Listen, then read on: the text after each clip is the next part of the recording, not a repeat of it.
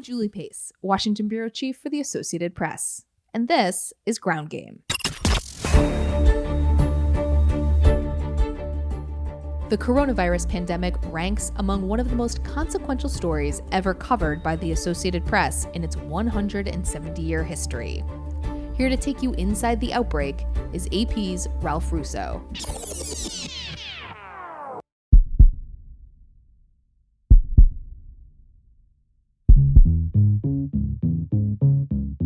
From the Associated Press, this is Inside the Outbreak. I'm Ralph Russo. Today is Friday, April 24th. The coronavirus pandemic has reached the point where countries around the world are trying to reopen their stalled economies, but they're doing so with no tried and true plan of action.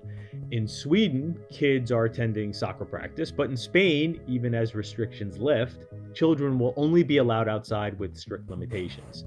And around the United States, as unemployment rates skyrocket, local governments in many places are allowing people to get back to work and simply hoping for the best. From uncertainty, misinformation often rises.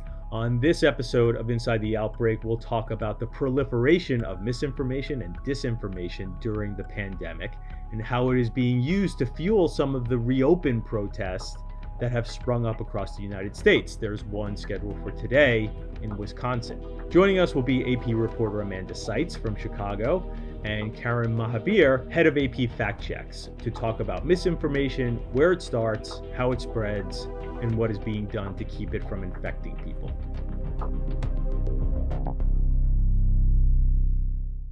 Amanda Seitz is an AP reporter in Chicago. Karen Mahabir is the head of AP Fact Checks. Thank you very much both for joining me today. Hope you're well and safe. Let's just get right to the questions. So the reopen protests have been fueled behind the scenes by some large and well-financed political and business interests. Now, that's not particularly uncommon for a lot of so-called grassroots movements. But Amanda, when you looked at some of the messaging behind the protests, what else did you find? Who else is jumping on the bandwagon? Yeah, so a lot of these groups we noticed were using these private Facebook groups, which for years is a place we've seen kind of misinformation fester from public view. So they were using these Facebook groups to organize their movement, and in some cases, encouraging people to gather in large groups without masks or social distancing, which is in direct violation of these governors' stay at home orders across the country. So we began joining some of these private Facebook groups just to get a better look at what they're saying, what they're talking about, and who's behind them. And we really found that they're kind of these odd dumping grounds for conversation. In some cases, it's just a mix of really innocent chatter, people begging their governors to reopen state parks, just kind of wondering, is this all an overreaction? Are there too many rules in place? But we also saw that there was a little bit more of a dangerous side to these Facebook groups. And it was conversations that were promoting a lot of misinformation around the coronavirus, particularly preying on fears about the coronavirus vaccine, for example, saying that if and when one is developed, it will be mandated and could have deadly side effects. And we also saw some YouTube videos and articles that claimed hospitals were empty in reality and that the government is actually making up some of the death tolls just in order to justify these stay-at-home orders. So it's really a mixed bag. So yesterday during a White House briefing, President Trump made kind of an unusual connection between the effectiveness of household disinfectants on killing the coronavirus on surfaces and the possibility of trying to use those solutions to help people. He also made some comments about sunlight and ultraviolet light being used as treatments when there is no real good evidence that they can or should be. Which leads me to this question, Karen. When we trace the roots of misinformation, how does it typically flow? That's a great question. And the short answer is really all of the above. I think there's a distinction to be made between misinformation, which is information that is incorrect, but may have been put out unwittingly by someone who really doesn't know what the facts are. And then there's disinformation, which refers to intentionally giving out wrong information. And now in this case, during this pandemic, we've really seen it all. We've seen misinformation and disinformation flow both from the top down and from the bottom up and even laterally. So, sometimes a theory or a claim will start in a fringe group and it'll gain traction organically or through like key amplifiers, those who have like large followings on the internet, putting it more into the mainstream. And sometimes that information will even make its way to the White House and President Trump's Twitter feed, and then he'll tweet it, and it will further sort of embolden those who are pushing the message, which in turn creates a strong negative feedback loop. And I'll also note that, we often see a message or claim start out on one platform and then jump to another and yet another, picking up steam not only in text, but also like in photos and video as well. So I'll direct this one to you, Karen, as well, but feel free to jump in, Amanda. What other home remedies? Because I think that's where the misinformation or disinformation sort of started, right? When you have a sickness, people think that, oh, well, maybe there's a way I can treat this in a way that's unusual, right? Without necessarily using, standard medicine. So what other home remedies for COVID-19 have gained traction in cyberspace? Yeah, you're exactly right. We've seen a lot of home remedies pushed for many weeks, and some are fairly simple and not harmful, like the idea that eating organic food or bananas will help protect you from contracting the virus. We've also seen claims like drinking tonic water can be used to prevent or treat coronavirus symptoms, or of course that drinking alcohol will help. We've even seen the claim that using a blow dryer to shoot hot air into your nose will kill off the virus. So we've seen those kinds of claims in that group, but we've also seen like the more potentially dangerous claims.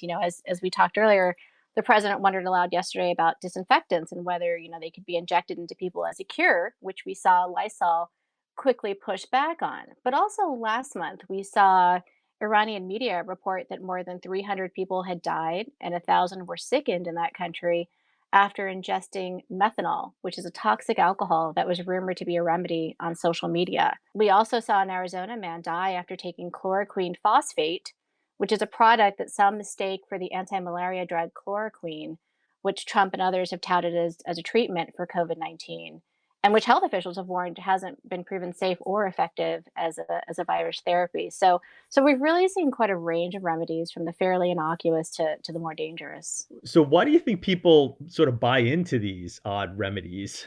Well, I think it's a really tricky question to answer, but I would guess that I think people are very desperate for information and worried and concerned about their health and looking for answers in a time when there are a lot of unknowns. So Amanda, let me pivot to you because you made mention of this, how some of the misinformation and disinformation has evolved. It's gone from sort of, again, the home remedies, some of which are relatively harmless, to sort of these larger conspiracy theories that you're seeing within these protest messaging. Explain a little bit more about some of those areas where we've seen disinformation and misinformation. Yeah, so over the last couple months, at first we really saw a focus on kind of claims about where the virus started and how it started. And that kind of made it really easy for the platforms to get on board with taking aggressive action on some of these claims because they were more related to health, like with the home remedies and how to cure it or where it came from, and easily not easily debunkable, but things that were a little bit more clean cut that could be debunked and aren't seen as political. Over the last couple weeks, though, we've seen more of a shift, I would say, to claims that are a little bit more politically loaded, that are using misinformation to make political attacks about how governors, for example, are instating stay at home orders and if they're overreacting. So we've seen quite a shift to more about kind of is is there an overreaction to the virus? Is this a legit thing? And what platforms are generally being used to spread this? And the other part of it is, how can some of these platforms actually try to stop it? Yeah, well, we're really seeing every platform being used to spread misinformation. We're seeing politicians spread it. We're seeing celebrities unintentionally putting out home remedies or here's how you can see if you have the coronavirus, for example. So, really, the answer is every platform is being used in some way. And there's a variety of people that are using it to, again, unknowingly maybe spread in misinformation or knowingly, in some cases, spread in misinformation. Of course, your biggest players, so you've got Google, Facebook, Instagram, YouTube, Twitter, those are all being used widely. And they've taken some really big steps to try and crack down on this in ways that we've really never seen before. They're removing posts from politicians. We saw Brazil's president, for example, Facebook and Twitter took down a post from him claiming that hydroxychloroquine was a treatment for the coronavirus, even though that has not been proven yet. So we're seeing them take unprecedented steps. We're seeing they've reported, Facebook, for example, has reported thousands of fact checks have been used to debunk some of this misinformation as well. And we're also seeing them direct users to legitimate sources of information. So we're seeing World Health officials, their information being promoted.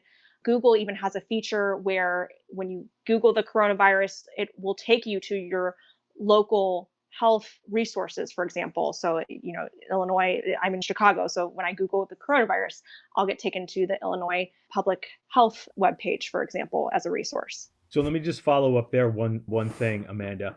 If social media platforms take these actions, almost inevitably there is then blowback to the social media platform that they're being in some way biased, or that they don't really serve, they don't have the right, so to say, to make these type of edits.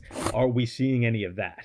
Absolutely. And especially in these groups where we're seeing protests against the stay-at-home orders, they're talking a lot about how they're being censored. And it was really interesting too, because when we looked at some of these groups, they were actually taking proactive steps in case they were shut down by Facebook, for example. So there was one group in particular that was actually using Facebook to advertise a protest on foot, even in Colorado. So it wasn't a drive-in protest as some of these groups have taken to. It was an in-person, clear violation of the social distancing rules advertisement for a protest tomorrow. And they were directing users to actually sign up for text messages via this ad. So they're very cognizant of the fact that these platforms are monitoring misinformation. They're monitoring for protests or events that violate these stay-at-home orders, and they're taking steps to direct people to other areas where they can put out this stuff. Karen, let's talk a little bit about history here, because the phenomena of misinformation or disinformation in a pandemic is not new. The technology is, but the idea that a public health crisis could also spark this is something that has some history to it, right?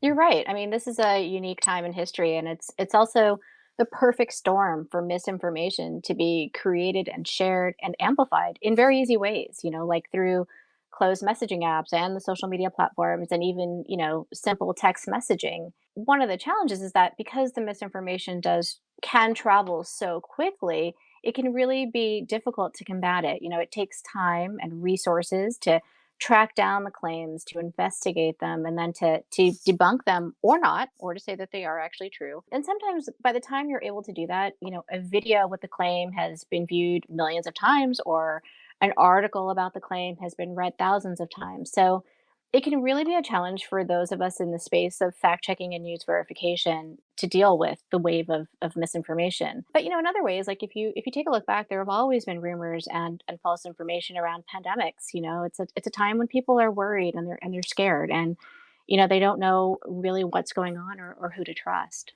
Amanda, lastly, should we expect another wave of protests? I think there might be one going on in Wisconsin today, and I've heard that other states might have them. Should we expect again another wave of this? And are they getting any bigger? Yeah, so like you said, we are seeing one in Wisconsin today. It's interesting too because these groups have also started to shift to protests they call them Operation Gridlock. So there are several planned for the first week of May, and they are drive-in protests. So again, these groups appear to kind of be adapting to the rules that Facebook's putting down, because Facebook said earlier in the week that it would take down events that promoted, violation of stay-at-home orders by suggesting people gather in large groups in person. So now they're shifting more to these drive-in protests, and they're planned really for across the country again the first week of May. So I think that will continue, and we'll see more of these. And it will be interesting too, because we're seeing more governors this week start to extend, in some states, start to extend the orders for even longer. And obviously other governors, particularly in the red states, are starting to either lift the orders or lax them in some way. So it'll be interesting to see how that emboldens this movement as well. Amanda Seitz is an AP reporter and fact checker based in Chicago. Karen Mahabir is the head of AP Fact Checks. She is based in New York. Thank you both very much for joining me today, for sharing your insight, and please both stay healthy and stay safe. Thank you. Thank you. At apnews.com, today's One Good Thing feature is a story about how inspiration can also be contagious. The coronavirus pandemic has brought an outpouring of creative and sometimes artsy messaging in windows, on front doors, across walls, and colored onto driveways and sidewalks across the globe. You can hardly take your dog for a walk without spotting creative displays of encouragement, humor, and spirituality. The mayor of Dayton, an Ohio city that suffered through multiple traumas in the past year, says the messages during this crisis are more individual and personal than the Dayton Strong slogan that abounded after a mass shooting last summer. You can read that story and all of AP's coronavirus outbreak coverage at apnews.com. That's it for this episode of Ground Game. We'll be here every step of the way during this extraordinary moment in American politics and American life, giving you all the news you need to know. Be sure to tell a friend about us, and please subscribe on Apple Podcasts and leave us a review. Some of the details of our discussion may have changed by the time you hear this. For up-to-date developments on all of your news, head over to apnews.com. From the Westwood One Podcast Network.